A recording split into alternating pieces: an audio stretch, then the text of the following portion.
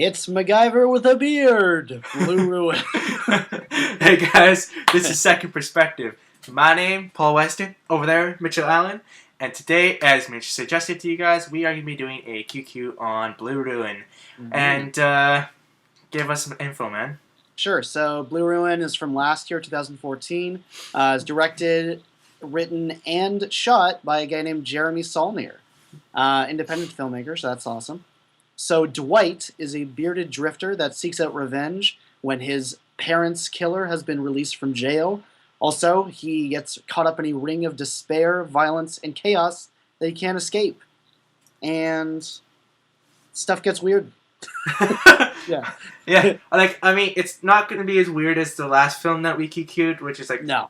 Upstream Color, or even with the film that I did with you. But yeah, it does get a little bit strange. Getting right to it, for the most part, the strengths of this film are more of a technical level. Though the one thing that I particularly enjoyed about the script is that this film is one of the first ones I can think of that really makes active use of the protagonist's failures. So there are certain parts.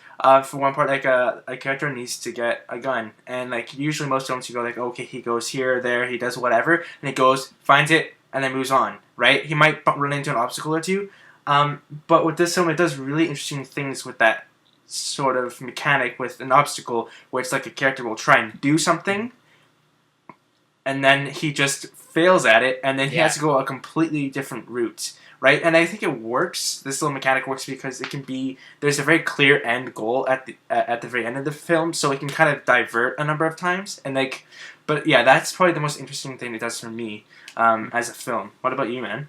For me, big highlight was just visually and in the soundscape as well. I find it ends up creating like a world of its own in a way. Like it's obviously. We've seen like southern backwoods sort of stuff in films. I love that sort of thing. I like just that atmosphere and the characters in it and the generally what it looks like and sounds like. But I feel like he's still playing this director with how these sort of films are supposed to look and feel.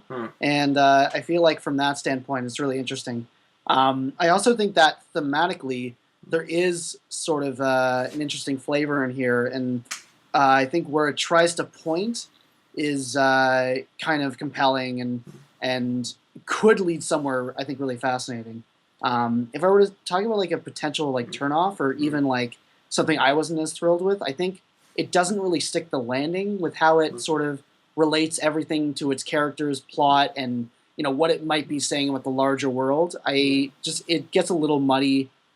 Somewhere in the middle, and it like starts to tie things up towards the end. But I don't know how it works as a whole on that front. I don't know what you thought about that. Yeah. Yeah. No, I would say very similar things. Like again, like its beauty comes from the technical aspects. Thematically, it definitely gets a bit muddled. It for me, like it doesn't really know exactly what it wants us to ponder about violence on a thematic level. It's like, look at it. It's so crazy. It's strange. I don't get it. It's really interesting, but it's not. It is. Yes. No. I can't. And then, the thing that's a little upsetting for me is that, I felt like there was about a 5-minute gap right before the climax that I thought was the perfect spot to solidify the things for me, but instead it was sort of the first time that I looked at the clock. And I think that's because it didn't quite find the right scenes or just moments to sort of be like, okay, we've seen all these things, and really, when we boil it all down, when we put it in the pressure cooker, this is what we need to ask ourselves, and I just didn't quite get there. Instead, it just kind of dragged for me. I mean, ultimately, there has some pretty strong strengths, some notable weaknesses. We should mention that it's like pretty violent. Too. Oh yeah, well, I mean, guns, yeah.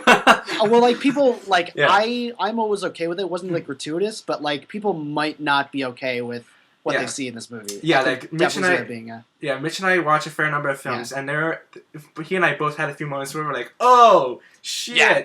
Right, oh, yeah. which is actually was a highlight for me. It's like I thought I found the right balance between gratuitous and visceral. But like if you're squeamish with violence at all, then this is probably not for you. But anyways, my question is going to ask is like, would you ultimately recommend people seeing this if they're not squeamish to the nine?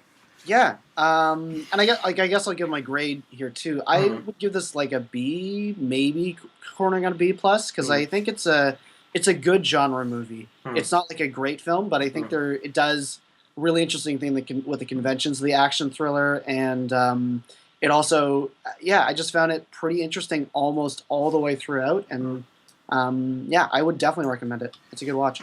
Yeah, I would do the same. I'm gonna give it a B. Uh, I mean, I'll just be echoing a large amount of what you said, but ultimately, its strengths are really good, and its weaknesses are, I don't think, sort of totally damning. It's not something that like. I think the biggest thing is that I'm looking forward to what this guy can do next. Right, like Mm. I think he's showing um, potential, and that the things that he's rough with are just things that can be polished. So, if nothing else, I would recommend watching him and then seeing what else he comes up with. It's a good first feature for Yeah. sure. Yeah. Other than that, we're Second Perspective. We're thankful for you guys watching this. My name is Paul Weston. Over there is Mitchell Allen. And join us at the discussion, guys. Peace. Bye, guys.